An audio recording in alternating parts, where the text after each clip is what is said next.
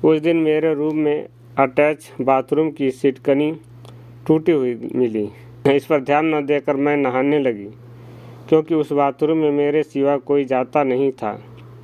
वहाँ अचानक जब दरवाज़ा खोलकर मझले मामा को नंग धड़ंग आकर अपने से लिपटा पाया तो रात के 2:30 बजे हैं। मैं जानती हूँ आज नींद नहीं आएगी। बेड से उठकर चेयर पर बैठ गई और बेड पर नज़र डाली। राकेश आराम से सोए हैं। कभी कभी सोचती हूँ यह व्यक्ति कैसे जीवन भर इतना निश्चिंत रहा। सब कुछ सुचारू रूप से चलते जाना ही जीवन नहीं है। खिड़की से बाहर दूर चमकती स्ट्रीट लाइट पर उड़ते कुछ कीड़े, शांत पड़ी सड़क और हल्की सी धुंध नज़र आती है, जो फरवरी माह के इस समय कम ही देखने को मिलती है। अचानक जिस्म में हलचल होने लगी। ड्रेसिंग रूम में आईने के सामने गाउन उतार कर खड़ा होना अब भी अच्छा लगता है। अपने शरीर को किसी भी युवती की ईर्ष्या के लायक महसूस करते ही अंतर्मन में छिपे गर्व का एहसास चेहरे पर छा गया। कसी हुई त्वचा, सुडौल उन्नत वक्ष, गहरी कटावदार कमर, सपाट उभार लिए कसा हुआ पेट, चिकनी चमकदार मांसल जांघें, सुडौल नितंब, दमकता गुलाबी रंग और चेहरे पर गहराई में डुबोने वाली हल्की सी भूरी आँखें। यही तो खूबियाँ हैं मेरी। अचानक अर्जुन के कहे शब्द याद आने से चेहरे पर मुस्कान कौंधी, फिर लाचारी का एहसास होने लगा। सच मैं उसके साथ कितना रह सकती हूँ। अर्जुन ने कहा था, रिश्ते आपके जीवन में पेड़ पौधों से आते हैं, जिनमें से कुछ पहले से होते हैं, कुछ अंत तक आपके साथ चलते हैं, तो कुछ मौसमी फूलों की तरह बहुत खूबसूरत तो होते हैं, लेकिन सिर्फ एक मौसम के लिए। और तुम कौन सा पेड़ हो मेरे जीवन में? मैंने मुस्कुरा कर उसे छेड़ा था। मुझे गन्ना समझिए, एक बार लगा है तो 3 साल काम आएगा। फिर जोर से हंसे थे हम। अर्जुन बड़ा हाजिर जवाब था। उसका ऐसा होना उसकी बातों में अक्सर झलक जाता था। 3 साल से उसका मतलब हमारे 3 साल बाद वापस लुधियाना जाने से था। अर्जुन कैसे धीरे धीरे दिमाग पर छाता चला गया पता ही नहीं चला। मिला भी अचानक ही था, पाखी की बर्थडे पार्टी में। वहाँ की भीड़ और म्यूजिक का शोर थका देने वाला था। मैं साइड में लगे सोफे पर बैठ गई थी। कुछ संयत होने पर बगल में नज़र गई तो देखा पार्टी से बिल्कुल अलग लगभग 24-25 वर्ष का आकर्षक युवक आंखें बंद किए और पीछे से टिकाए आराम से सो रहा था। तभी दीपिका आकर बोली, थक गई दीदी? फिर उसकी नज़र सोए उस युवक पर गई तो वह बोली, तुम यहाँ सोने आए हो? फिर उसने उसका चेहरा अपने एक हाथ में पकड़ जोर से हिला दिया। ओ भाभी, मैं तो बस आंखें बंद किए बैठा था, कहकर वह मुस्कुराया, फिर हंस पड़ा। मीट माया दीदी, अभी इनके हस्बैंड ट्रांसफ़र होकर यहाँ आए हैं, और दीदी ये हैं अर्जुन, रोहित का फ्रेंड। दीपिका ने परिचय कराया था। लेकिन रोहित के हम उम्र तो ये लगते नहीं, मैंने कहा। रोहित से 8 साल छोटा है, लेकिन उसका बेहतरीन फ्रेंड और सबका फ्रेंड है। फिर बोली, अर्जुन दीदी का ख्याल रखना। अरे मुझे यहाँ से कोई उठाकर ले जाने वाला है। पर क्या? मैंने दीपिका से कहा। मैं इसे आपको कंपनी देने के लिए कह रही हूँ, कहकर दीपिका मुस्कुराई, फिर बाकी गेस्ट्स को इंटरटेन करने के लिए चली गई। मैंने अर्जुन की ओर देखा, वह दोबारा सो गया था। राकेश का ट्रांसफ़र लुधियाना से हम यहाँ होने पर मेरठ आए थे। दीपिका के इसी शहर में होने से यहाँ आना जाना तो बना ही रहा था, लेकिन व्यवस्थित होने के बाद अकेलापन सालने लगा था। पल्लवी कितनी जल्दी बड़ी हो गई थी।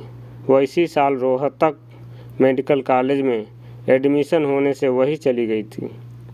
गाउन पहन मैं वापस कमरे में आकर चेयर पर आ बैठ गई। बेड पर सिमटे हुए राकेश को देखकर लगता है कितना सरल है जीवन।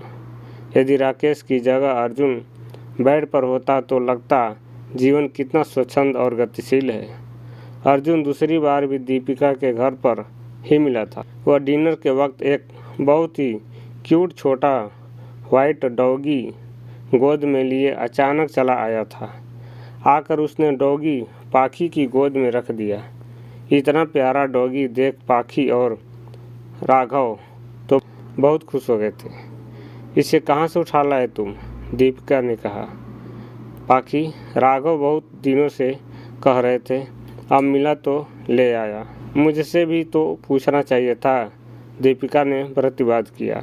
मुझे ऐसा नहीं लगा, अर्जुन से मुस्कुरा कर कहा। रोहित, यह लड़का समझाओ इसे, डॉगी वापस लेकर जाए। तुम भी जानती हो डॉगी यहीं रहने वाला है, इसे प्यार से एक्सेप्ट करो, रोहित ने कहा। फिर सभी डिनर टेबल पर आ गए। अर्जुन, तुम राकेश से मिले नहीं शायद?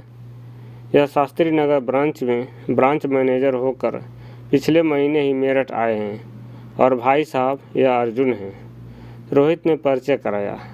अर्जुन ने खामोशी से हाथ जोड़ दिए। आप क्या करते हैं?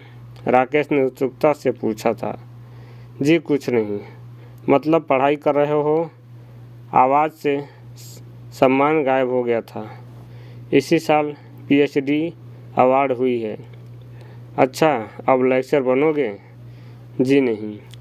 तभी बीच में रोहित बोल पड़ा। भाई साहब, यह अभी भी आपके मतलब का आदमी है।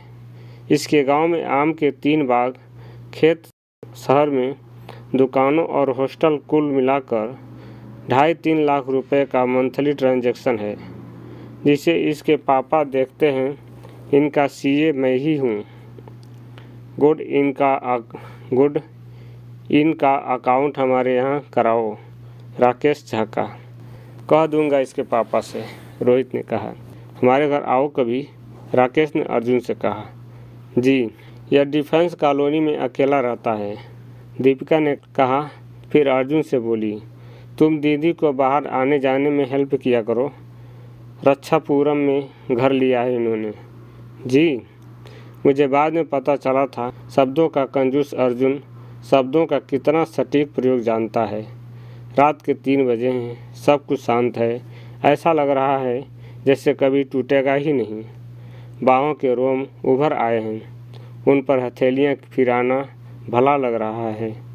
अगर यही हथेलियाँ अर्जुन की होती तो सड़ता होती इनमें, शायद पूरे शरीर को झुलसा देने वाली।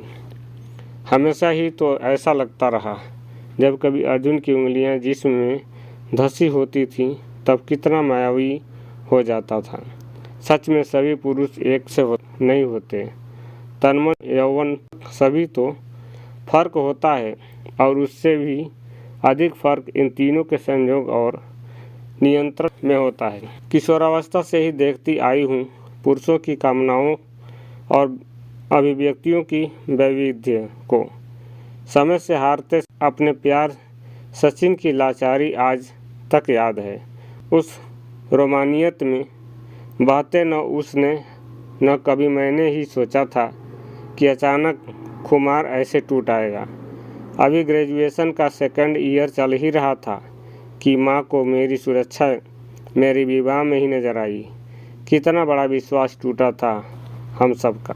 डैड की जाफना में हुई शहादत के बाद अपने भाइयों का ही तो सहारा था माँ को। उन्हीं के भरोसे वे अपनी दोनों बेटियों के साथ देहरादून छोड़ सहारनपुर आकर अपने मायके में रहने लगी थी। सब कुछ ठीक चला। नाना नानी और तीनों मामाओं के भरोसे हमारा जीवन पटरी पर लौटा था, लेकिन फिर भयावह होकर खंडित हो गया। माँ दीपिका को लेकर चाचा जी के घर गई थी, जबकि गर्मी के उन दिनों अपने एग्जाम के कारण मैं नहीं जा सकी थी। नाना जी के घर पर थी।